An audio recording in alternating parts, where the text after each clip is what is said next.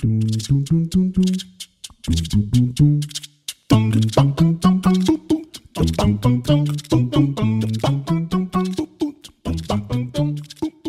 welcome back to episode 16 of Spellstorm Miniatures. My name is Jeremiah, and with me I have a very special guest. Say hello to our fans. Hey everybody out there on the internet. Hey, I'm so excited to bring this episode to you.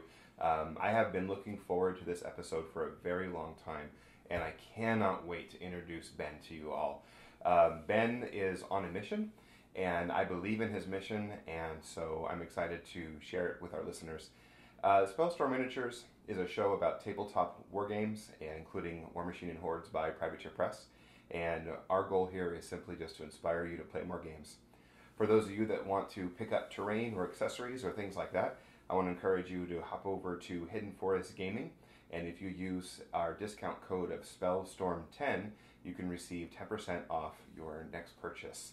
And Hidden Forest Gaming is a great place. I actually use the terrain that they provide, so I actually bought it at Portland Game Store. Because they were carrying it for a while. And that's what we use as well for half of our terrain. That's the kit I personally have. Nice. You know, everybody, there's always a conversation between 2D and 3D terrain, and 3D terrain is very great and thematic.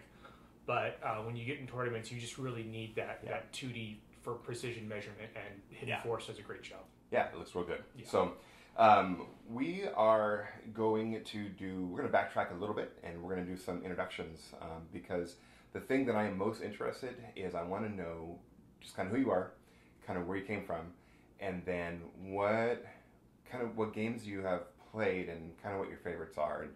And because you actually have a unique spot in Warmachine and Hordes in the Portland area, and I want to get there, but before we get there, I want to find out more about you. So your name is Ben. Yes. And so Ben, what kind of games have you played? What's your gaming history like? My gaming history was I grew up in Las Vegas, Nevada. Okay.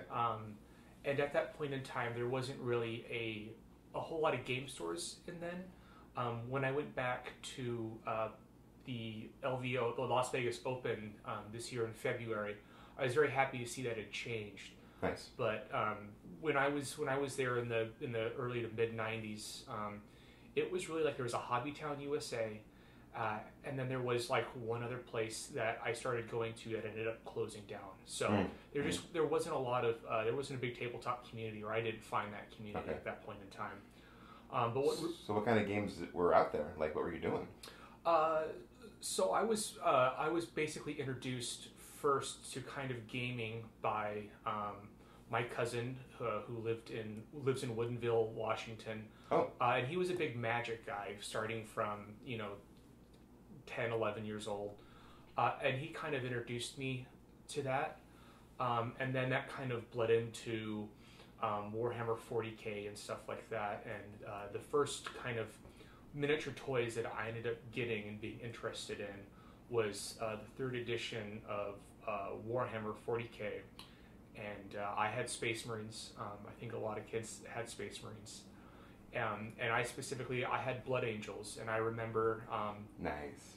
Yeah, that's when I first started hobbying. I remember... painting them and learning how to do inks and stuff like that, and trying to do basing and decals and having a lot of fun. Having a lot of fun starting to learn the hobby. I didn't play a whole lot. I got to play a couple times, but it was mainly a hobby thing. And then a couple other games spawned from just kind of being in stores and seeing what there was, and that was like the fun stuff. Like, do you remember 7th Sea, the card game? No, I never played the card game. Yeah, but I'm familiar with the RPG. Yeah, I think the RPG still exists to this day. But there was 7th Sea. There was. Do you remember what about Deadwood? Do you remember Deadwood at all? Yes. Yes. Yeah. That was a lot of fun. And then a classic game that a lot of people don't remember from like around 1999 is, you remember Vor the Maelstrom at all? Was that a card game? It wasn't a card game. It was a tabletop miniature game. Then no, I'm thinking of something different. Well, it's really interesting. And I remember I really liked Vor, but Vor wasn't around for a whole lot. And this was 1999. I was 12, 13. And if you want to go and Google those models, if you're listening and you're interested, I really think that this game was the predecessor spiritually to Warmachine. And not in that it was the same rules and stuff like that, but if you go look at those models, it had units and it had solos and it had like bigger beasts and stuff like that. And there's really some models that you could be in Warmachine today. Because I remember I just love that game. Yeah. Were they on the same kind of lipped base that Warmachine uses, it was like a 30 millimeter. There was like heavy medium infantry at like 50, at like 40. Then these beasts were on these 50 millimeter very bases, similar, and they look just like beasts, just like heavies. So that was kind of what I played from my formative years. Okay. And then that kind of went away when I kind of got into high school and went into college. I really stopped tabletop gaming for quite a while. I think as I interview other gamers and just kind of get to know their stuff, there's like two things that that kind of slow a gamer down. One is when they think it's uncool, and so like when they hit certain stages in high school or certain stages in college and they get too busy, and that's another thing. And then also when they have kids, suddenly they stop for a while, and then when the kids get older, they start playing again. So I don't think your story is all that uncommon to other gamers, but absolutely not. And I just wish through the look of hindsight, I wish that I had been more involved, or I had been a little bit older during that time, because the late 90s and early 2000s were just this explosion of different collectible card games and different miniature games that really only maybe lasted 6-7 years, but that was a really interesting time in how diverse the field was, because up until now, in the past 4 or 5 years, it's been such a limited field of games in terms of miniature options and card games, and now we're kind of starting to see with the help of Kickstarter and technology of 3D printing and stuff like that, and how easy, and it's just cheaper to make this stuff. Now we're starting to see kind of an explosion of miniature games and stuff, and that's very exciting. That's true, and it's been a lot of fun for me to dive down some of those roads personally. But because you're very involved in like Kickstarter and kind of seeing what's going on and stuff like that. Yeah, I am. It's to my wife's chagrin. Yeah, of course. So how did you get involved in Warmachine? Like what was there a direct leap? Was there was it a few small incremental steps that all of a sudden you woke up one day and realized, oh, I'm a Warmachine player? Like kind of the interesting thing is how we all kind of find ourselves into this game. For me, it was pretty deliberate. Kind of when I got into college, as many people do, I had a lot of free time and not a lot of money, so I started playing computer games. Okay. Playing online, playing the same games as everybody else. But I started doing that quite a bit, and I started really getting into first-person shooters and wanting to be competitive and getting on competitive teams and going through those motions and spending, a considerable amount of time, of like 40 to 50 hours a week doing that. And I kind of kept doing that through my mid-20s. And, the people who I was playing with got younger, and I got older. And it just kind of came to a point in time where I realized that I wasn't having fun anymore. And those interactions I were having weren't really positive. Yeah. And it was something that was something that was negative for kind of my mental well-being, of just putting all this time in and just getting just dealing with a lot of toxicity and stuff like that, and having to be dependent upon 16-year-olds for decisions. So I was like, I want to play a game. I want to play a competitive game. And I remembered from when I was younger, I used to play tabletop games, and I said, great, I want to meet people. I want to meet new people. I want to have those social interactions. I'm going to try a tabletop game. And I really basically started looking online of what tabletop games were available in kind of wide circulation. Mm-hmm. And it was 40K at the point in time, and it was Warmachine. Okay. Now, where are you living at this moment? Are you? Sorry, this is Portland. So now you're from Portland. Okay. Yeah, I've been in Portland for the last 15 years. So yeah, this was in Portland, and in Portland at that point in time, I really only knew about 40K, and I knew about Warmachine. I really like your rubric. Like, you knew that, one, you were looking for a competitive game, but then two, you were looking for meaningful social interactions. And so I really like the road you're taking us down. So keep going. Yeah, so basically I got onto Reddit and I was kind of doing the pros and cons, and the thing that sold me on Warmachine, which was a lie, is you're gonna save more money than if you play Warmachine 40K. You know my wife listens to this podcast, right? Yeah.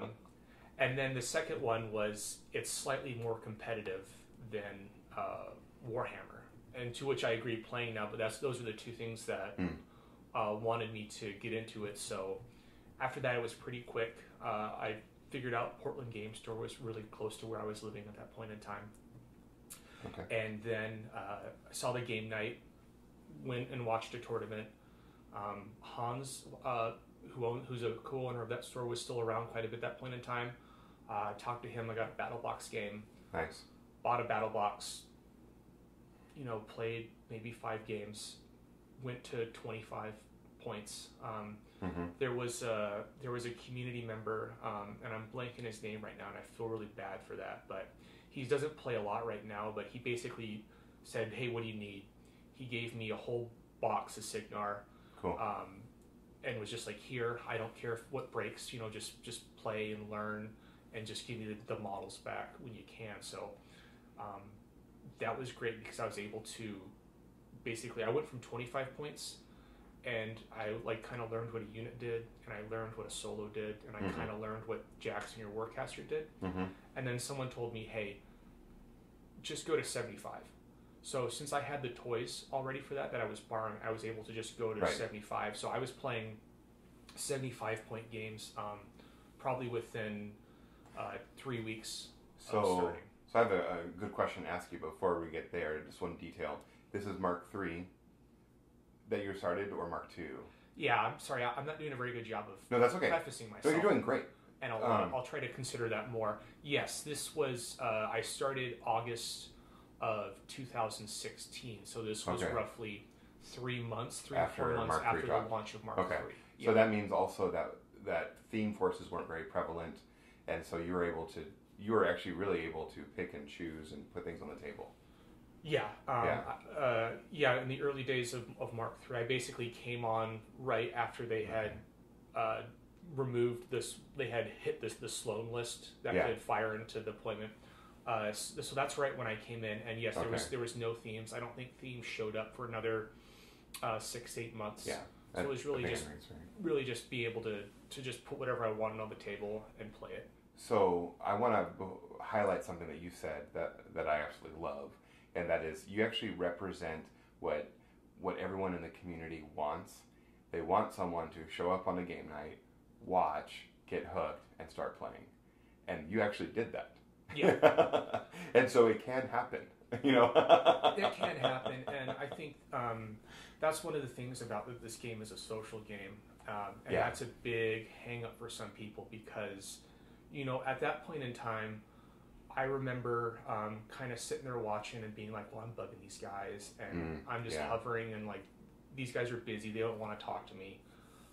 And then, going to a tournament, there was a tournament that Sunday, and I went to the tournament. Jeff Farnsworth was the guy that running the show at PGS at that point in time. So talking and meeting him, but it was just kind of I feel like I'm just kind of lurking. Yeah. And you always have that social thing of meeting new people, or that anxiousness of, this is easier. It's easier not to do this. Yeah. It's easier to not go and try to learn this new game with people that I don't know. Right. And for me, what really helped me going forward and doing what I do now is getting comfortable with not knowing people and having introductions and having conversations and stuff like that. Because before that, I was really not that social of a person. I had my friends. Everybody has your friends in your mid-20s, but I would not go out of my way and seek new interactions with folks. And so that's one takeaway I think long-term that I've had for this game is this game has really taught me how to not only have a conversation with people I don't know, but also how to manage conflict sometimes with that person as we're playing a game.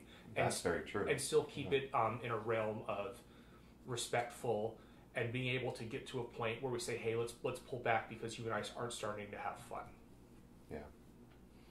You so you came on right around the same time that I actually came on. It was towards the end of that summer when I ran into Ron at a game store, and he sold me on a battle box, and so I started playing too. I don't think I played regularly right away. Yeah. It was real kind of hit and miss for me because it wasn't a rhythm that I was regularly involved in, Mm-hmm. and so and it was something extra that took me out of the house because back then none of my kids played either and things like that, and so but you started playing kind of regularly. Yeah, I at that point in my life, I had just the unique situation of I was a long-term relationship had just ended, and I found myself kind of with an ocean of time. And thankfully, with Warmachine and the new people that I met, I had something to kind of fill that time and get me through what was honestly kind of a difficult time for me. So that's why I'm also thankful for this community. Is I had those folks to kind of distract me from some of those negative thoughts. Yeah. Well, yeah, and farther down the road, 2 years in the future, now some of my closest friends are all Warmachine players. Yeah, absolutely. Yeah. So before we kind of dive into your role in the community, because now you've excelled, you've gone on and done bigger and greater things, I think. But before we get there, you did a great job articulating what you were looking for in a gaming experience, mm-hmm. and Warmachine checks all the boxes for you. What was if you can look back at your early gaming history, what were some of the things that like you learned then that you apply now? You know what I mean? I'm thinking about because some of our listeners don't play Warmachine, and some of our listeners strictly play board games or they play other miniature games and things like that. But there's a lot of cross pollination between gamers, and there's a lot of things that you can learn from one game or one experience you could apply, to a new one. And I'm just wondering if there was anything that stuck out to you. That is an interesting question. I'm trying to think on the fly here with that one. I'm known for hitting hard. Yeah. CNN is going to be calling me anytime. I'm gonna bunt this one back to you and ask you that question first. Is there anything any advice that you have? Yeah. So I played HeroClix for years, and the trouble with HeroClix was all the boosters were blind, and it really was a pay to play kind of system. Like to get the really good things, you either got lucky and pulled them, or you bought them singly on eBay or whatever, and it was really hard to as a parent, because my oldest son played with me, and it was really hard for us, to want to play the game and to be successful. And then we started looking at these little miniatures and really like coveting them, like, oh, I really need that, and that's going to make me a good player kind of thing. And so now flash forward into Warmachine, and now my youngest, who's 12, Oz, he plays Warmachine. He doesn't covet models.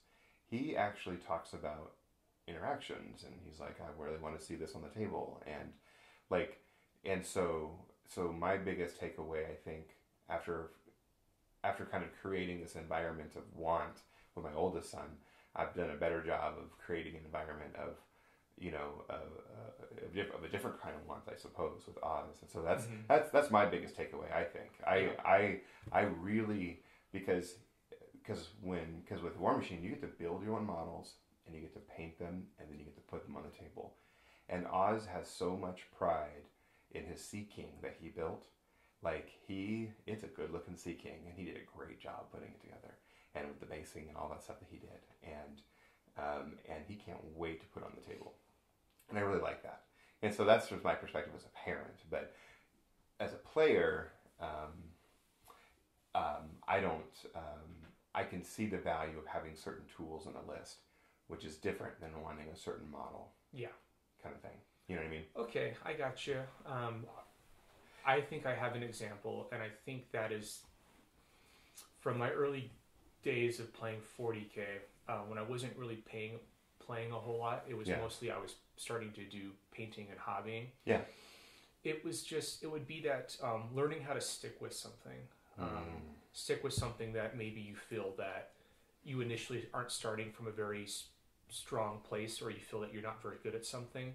And that was definitely me with painting my first couple of units of Space Marines. Yeah. Is I absolutely knew that what I was not happy with what I was painting, or the quality at which I was painting, I should say, my painting quality. And it was just consistently going out and, in the garage in my family, in my, the house I grew up in, and just spending the time and learning how to get better. Yeah. And starting to see the improvement. And I think that everybody feels that way, especially when it comes to painting, is you look at, your first models, and you look at kind of where you are now.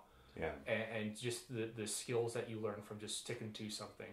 And I think that can be applied, especially to Warmachine, because these games can be very frustrating when you're new, and when you feel that you aren't achieving the results, or you aren't playing the way that you want to play.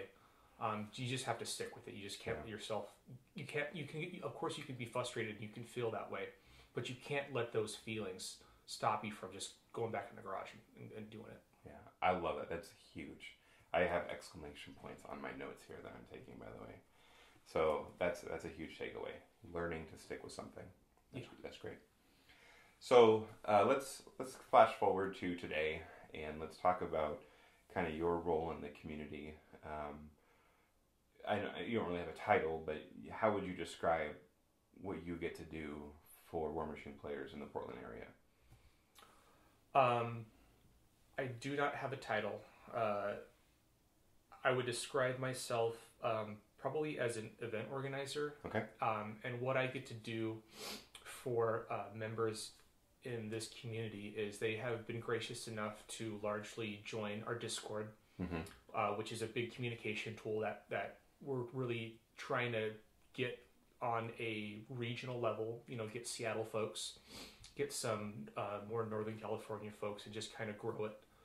But I administer that, and I try to present event information and keep members engaged in the community through that communication device, which has been very, very helpful. Yeah. I also I run the events right now for Portland Game Store for Warmachine, and that involves being able to put on a monthly tournament for everybody. Yeah. We're looking into running bigger stuff for everybody. I've done that in the past, but I really get to get people excited about the game and try to present interesting and unique events that are run well and are judged well for people, so that they can know when they're going to go to something here, they're going to go to a well-run event that's going to be consistently ruled, and they'll know what to expect on the team. Yeah. And that's kind of the development of your mission. Like, that's your mission right there, isn't it? You want to have a good, healthy community with well-run events and that people enjoy going to, and consistency and engagement. And I mean, I'm kind of jumping the gun a little bit on that, but that's kind of what you're on, right? And it's for the love of the game, essentially. Yeah, I don't quite know when it turned into a mission. I turned it into a mission. That's my words. I'll accept that. Yeah. But yeah, that is our intention, and it's not just me. I wouldn't be able to do this without a couple other very important people. Yeah.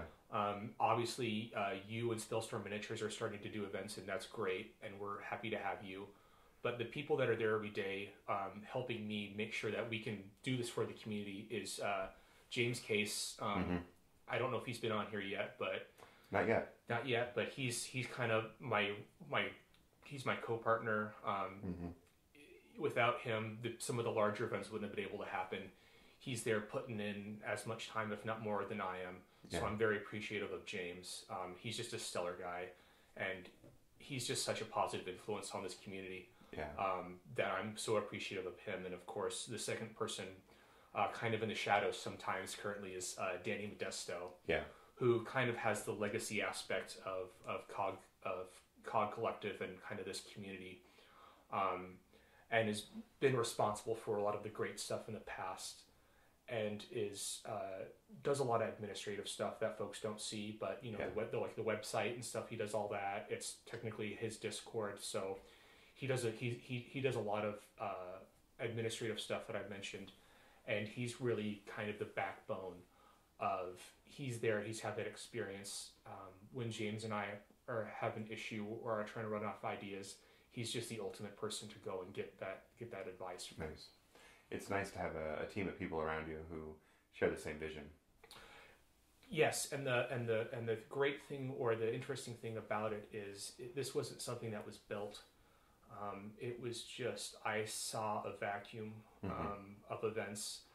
Jeff Farnsworth was kind of getting out of the game and offered me to if I wanted to run events at PGS about 2.5 years ago, and just since then, just continually running events and trying to be positive and get people out and get people excited about the game. Kind of all these things with James has fallen into place. So it's a mission now, and we've got a goal. But it definitely started out as just kind of, we don't know what we're doing. Yeah. I'm just going to do this, and it's trial by error. Trial by error, and it's been a very good learning experience for me personally. Yeah, I can totally relate to that. I mentioned my HeroClix career. When I moved out to the west side, there wasn't any HeroClix events. And so I started a community out here, and I ran it for 2 years before moving on. And one of the things that was interesting for me was there was a season where, let's see, I don't remember exactly when, but one of the other locations on the east side that was having a hard time maintaining a healthy community. Like all of the leaders of the event organizers kind of got together and talked about how we're gonna handle this in the HeroClix larger community, right? One of the things that we had the disadvantage of was we didn't have a strong communication tool like Discord, and we didn't have a website like the COG Collective forums and things like that. And so I feel like you are way ahead of the game in that area. And as a player who has benefited from being a part of the community, I want to say thank you to you and James and Danny, because you guys do a great job. And Spellstorm Miniatures is just, we're along for the ride. I appreciate the opportunity to tell the story, but you guys are doing the work. Well, thank you very much. I appreciate that. You guys are a terrific help, and it's just great talking with you every time I see you. Cool, thanks. So let me ask you a question. How would you describe the Portland meta? Like, how would you describe our area, stretching down to maybe Eugene, Salem, and up to Vancouver, and what kind of players are we, and what can we do to either grow in the sense of numbers or grow in the sense of just getting better as a community and supporting one another? What would you think? I mean, that's like a threefold question, but yes, yeah, take it at your speed. I have been a member of this community for about 3 years, and here's a bunch of caveats. I appreciate everybody, and I like this community, but I'll kind of tell you some things that I've seen. Yeah. Starting from the beginning of Mark III, I kind of came in 4 to 5 months after that, and there was attendance was pretty low. Folks were kind of unpleased overall with the game and how flat Mark III had came out, so that there was a lull there. The other problem is there was a very big fish, a very good player in this community that kind of just steamrolled tournaments for about 2 to 3 years. Mm-hmm. And while, how do I preface this? While being competitive is important, and going out, you should absolutely go out and win the events that you want to win. But when you reach that level that this person was at, where they were walking away with it, it starts to damage events because it people don't want to go. Basically, it'll start to drive down attendance if they go. Whether I go or not, it doesn't matter. This person is going to win 9 times out of 10. Yeah. And in a weird event, in a sort of a weird turn of events, is there were several of those players that are that good on this West Coast. The difference is that those folks go and compete nationally. Those folks get on podcasts and get talked about. Those folks will absolutely show up and play new players and just let new players beat them. Outside of events and casual games, they'll just they'll offer that building block.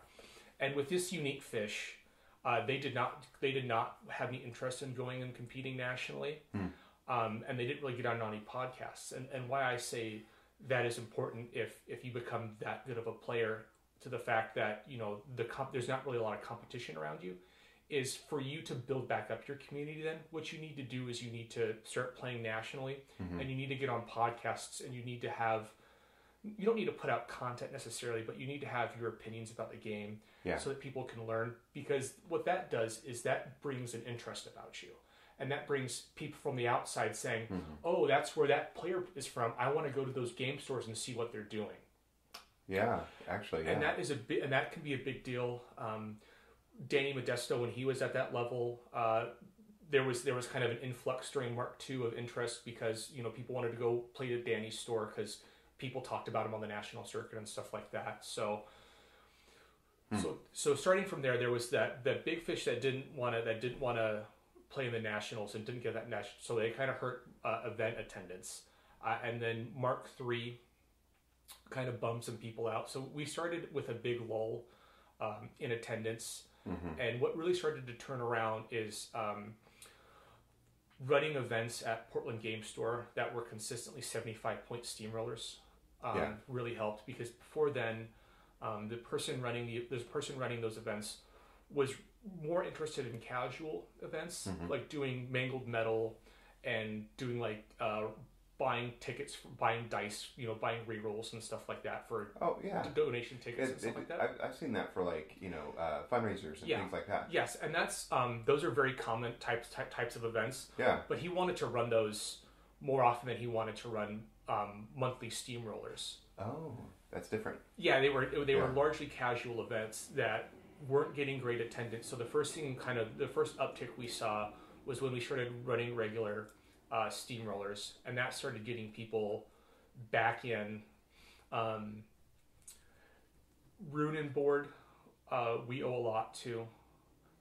Was probably the next big thing for the community. Rune and Board opening up, because it opened up a store for the West Side guys, and as James you guys have all noticed, the amount of people that were kind of just playing in an apartment complex, bonus rooms and garages and stuff like that. My dining room table. Yeah, there was a lot of folks out here on the West Side that did not want to make the trek in, or just weren't aware of the community. So Rune and Board opening up was a very big deal and brought a lot of new West Side guy players in. And the funny thing is, right now is the Portland meta right now is the Rune and Board is it. Rune and Board is a hotbed of newer players who are excited about the game. James is putting out events. You've got older guys who've been playing forever who will go play, and those are great guys, and they'll sit with new players and they'll show them the ropes. I got to give a shout out to JC. He did the same thing with me. And if you're a new player and you see JC at Rune and Board, you make sure you play a game with him, because absolutely, he's a great experience. He'll tell you exactly what you need to do and how you need to develop. And he's just a great resource. So there's just guys over here on the West Side that do that. Yeah. So that's the West Side is really going on right now. Portland Game Store, the East Side is a little underwhelming right now. We just had a lot of folks move. A lot of people from my personal friend group have kind of moved. Even some newer East Side guys that we just met, like Hans and a guy named Ben, are like, "Oh, great, there's a Rune and Board." I'm like, "Yeah, but that's far away." And they go, "Well, I'm moving out there next. I'm moving out there next week, so that's great." Yeah. Wow. So the meta has definitely shifted to the West Side, and I think a lot of that has to do with not to get into another cultural issue or a political issue, but just kind of where young people or people who younger folks or people who are interested in this game seem to kind of be able to, what's affordable for them to live is over here on the west side now. So you see a lot of younger folks ending up here on the west side. So that's also hurt the east side a little bit as rents and stuff have gone up.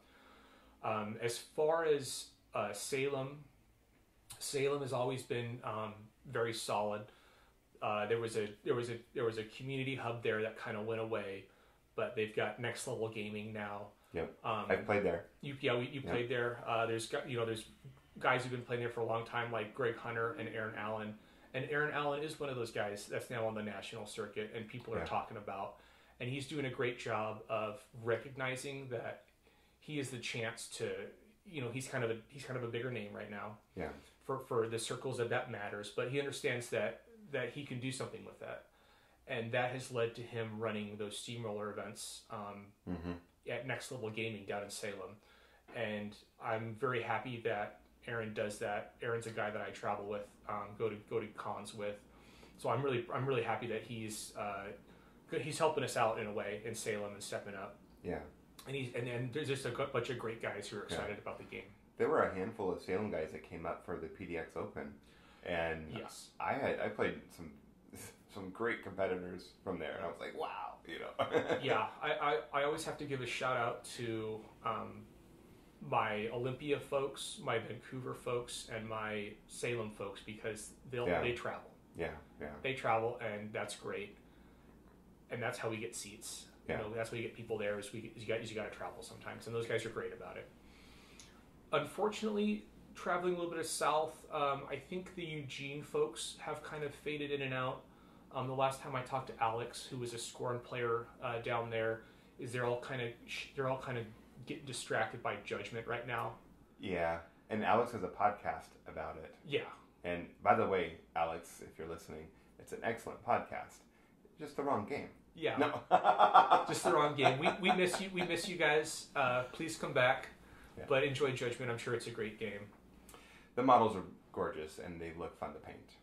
Yeah, that's the first thing that attracted me to that game. But. So that's a 15-minute rundown of the meta, and I would say where we are at right now is with the inclusion of the West Side and Discord and kind of doing some advertising, which we weren't really doing before. We're growing up on a positive trend. Nice. And the other side of this community is there's a very large casual side of this community that sometimes feels maybe displaced, that we just run steamrollers. I've heard that sometimes, and if I could try to kind of address that here is that the intention of running our steamroller events is not that we're just interested in in the 75 points. You have to play objective. You have to do these certain things.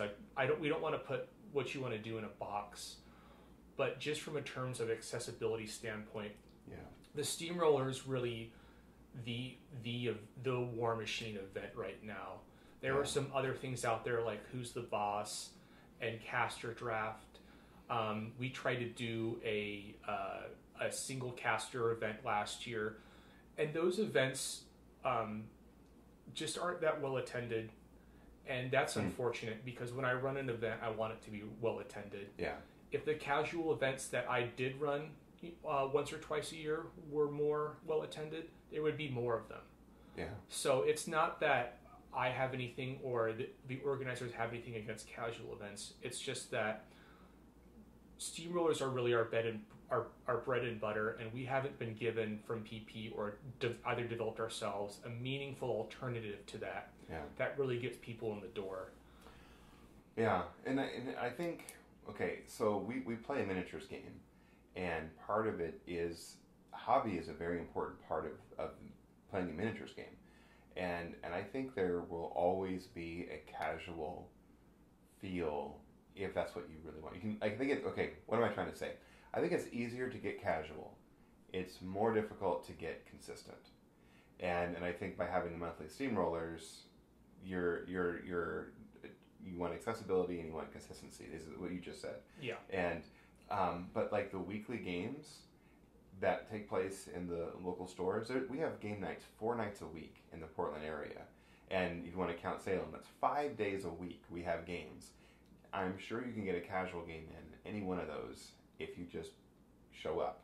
And then of course, like you said, also we have a bunch of people who play in there on the dining room table, and so I really know that that's a delicate spot, and I know that you received some criticism for that, but I think the path you're on is right. It's having that monthly SR, the monthly steamroller. That's the benchmark. That's the place we want to get players to be, and playing on the clock and things like that. And I don't think you should. I think you want to maintain the positive vibe and encourage people to get there. That's where I'm at. So. Yeah, and there's things that I've said earlier perhaps that people disagree with, but my fundamental understanding of Warmachine is that unlike some other miniature games, it is by definition a competitive game. And so it's best served it's best served in competitive events, because that is really how the game is balanced. In my opinion, some people may think that's wrong, but I definitely view this game as a competitive game. Yeah. So I have a couple of more questions for you, and one of my questions has to do with just what would you like to see more of, and what can the average player like me do to help our area, grow and be better? Okay. My list of demands from the players. No. Oh no! I love it. So there's two. There's the community aspect of going to game nights, and then there's also, we can talk about tournament etiquette. Okay, I like that. Keep going. So for your average game nights, just show up and play. Don't be afraid of getting games in with new people. Be open and happy and excited to see folks. As just so much of the community is, just show up and play and have a good time.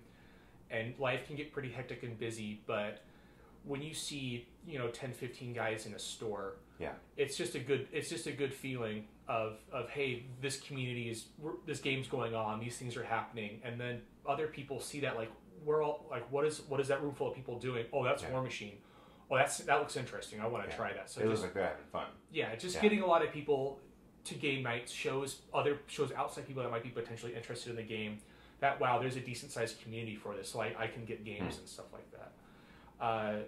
That's it for that. The only other thing for maybe showing up for casual nights is we have players that are on different stages of progress on this game. Right. And they're trying to learn, and they're trying to do different things. Please, this is I beg the community members, please be willing to engage those people where they're at. Do battle box games. I know that you have your lists, or you have the casual stuff, or the things that you're interested in wanting to doing. But if you see someone, asking for, I need a battle box game, I need someone to show me this game. I'm only comfortable with doing 25 points. I'm only comfortable with doing 50 points. Yeah. Of course, our path is we want to get people kind of to that steamroller. It's just 75. It's just what 90% of people play, by and large, in this game. So, but while they're on that path, be willing to get those games in with them. Be willing to do a battle box game. Throw together a 50 point game. It doesn't matter if it's good or not. Just have 50 points of models on the table, so that person can help learn.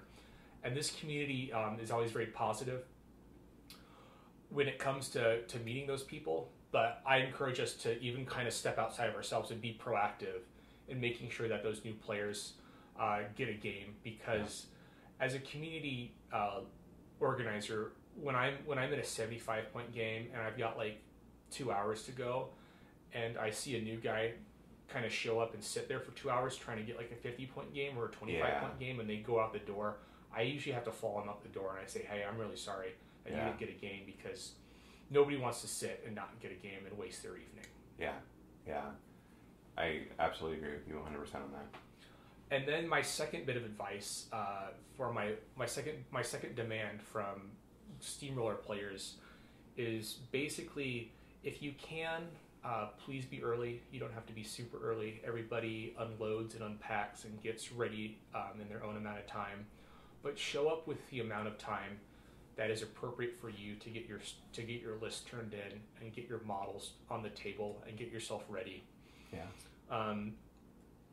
Commutes happen, traffic happens. I'm always willing to accommodate folks when they show up late, but if you can, please try to avoid to be late. I'm never going to give somebody a hard time for being late, but at a certain point in time, we got to get going. Yeah.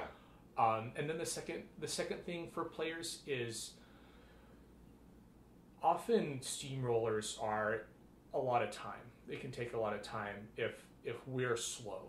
So as an organizer, I want to have you having the most time having fun and playing the game. I don't want you to wait 15, 20 minutes in between rounds. Waiting, basically. Yeah. So because I don't want you to wait, I ask you to help me a little bit, and I often explain this when I'm there. But if you're come to a tournament, just be aware of, if you're the last table that finished, you guys kind of have to move a little bit so I can get things turned around. So I'm sorry, but we got to get people going, and just understand that I might ask you to move a little bit quicker. Yeah. And then once you finish your game, I know it's very exciting to talk about what happened with your opponent and stuff like that, but you can do that in such a way that you can you can report and get your table turned around and still have those conversations that you want, but doing it in such a manner that it's just quicker for us to turn around. Yeah. So that's it. And obviously my third demand is that you have fun, or if you're not having fun, pretend you're having fun. Oh, I like that. Fake it till you make it. Yeah. I like that. Hey, I think our conversation today just met and exceeded my expectations. Thank you. That's great. And so I really appreciate the things that you shared. It was really awesome to get to know you. You have a great presence on the Discord, and so now if anybody who also listens to my podcast is on the Discord, now they have a better understanding of who you are. I want to wrap things up. I just want to do some housekeeping things, and so before we do that, though, I just want to ask, what is on your hobby desk? I have some Scorn I haven't still put together. I have a second unit of Ferox, okay. the cat cavalry, yeah. that are in pieces, that have been in pieces for a month. Okay. And I need to get to that. Yeah. Yeah. How about yourself? Oh, I have my kaiju list that's still in pieces. Mm-hmm. So, and I also have some Greylord Outriders that are in pieces that are staring at me on my bookshelf. So I don't know why I haven't finished them, but whatever. Yeah. So those are what I'm working on. But and then we have some upcoming events. We have Lock and Load. Are you going? Yes, I'm going. I'm going to be very excited to see all the friends and stuff that we've made over these past 2 years there. Cool. From all over, honestly. I've talked to a few players in our area who will be going, and this will be their first time going. So this is my first time going, and Oz's first time going. But Jason from Laxamana, I can't remember his last name, but he's going, and some of his mates are going, and they're first timers, and so I'm looking forward to it. I think it's going to be great. Yeah, I think there's going to be there's going to be a big band of West Side first timers that are going to be there, and that's great. That's going to be a really easy introduction into kind of what cons are and stuff like that, and how much fun they are, and just the meeting friends from across the U.S. and getting to know these people, and it just makes it snowballs on itself, because it makes the next con more fun because you run into those same people. It makes traveling easier because like now I know people in San Diego. When I go to a con in San Diego, I can hang out with those people. I can say, where should we go eat? Like, what's cool here? So you just meeting and making that network of friends just makes cons so much more fun. Cool. We also have NorCal Classic that's coming up in August. Are you going to that? Yes, this is a pretty big deal. This is, I think, the first time this event has happened. Okay. It's being organized by Alex Cosma, who's a great NorCal player, wonderful guy. So it's a great event to come and check out. It's really not that far away. It's kind of by San Jose, in between like San Jose and San Francisco. Okay. So that's going to be great. If you kind of want to see some of the best players on the West Coast, They're going to be there. The WTC team from the West Coast is going to be there, and they're going to play. Nice. And hopefully my team will get give them the what for. So Heyo. that's just going to be a great one. That's the first time, so we need to make sure that we get a good attendance so those folks want to do that again. Cool. Are you? Do you have any other things that you're doing personally? Because I know you travel way more than I do. Yeah, I did. I'm trying to hit the con season. This is my first time trying to hit the national circuit. And I've hit a couple events so far. Yeah. I'm going to try to do maybe 2 to 3 more. I'm thinking about doing Gen Con, maybe trying to get into a Warmachine weekend. Okay. So, yeah, I'm kind of joining Aaron and trying to get on that national stage and kind of learn that next level of the game. Cool. That's great. And I just want to remind all of our listeners in the Portland area that there are 4 nights a week that you can play games. And so our vision here is to encourage you to get out and play more. And so hopefully this conversation encourage you to do that as well. I also want to ask my listeners just a quick favor, I suppose. The currency for podcast recognition is positive feedback, and so if you listen to our show and you like kind of like our vibe and you want to support us, go out there and give us a positive review. You can do so on Podbean, you can do so on iTunes and things like that, and that'll go a long way just for us and for getting more listeners. But thank you, Ben, so much for being here today, and I hope that everyone is encouraged to play more games. Boom, boom, boom.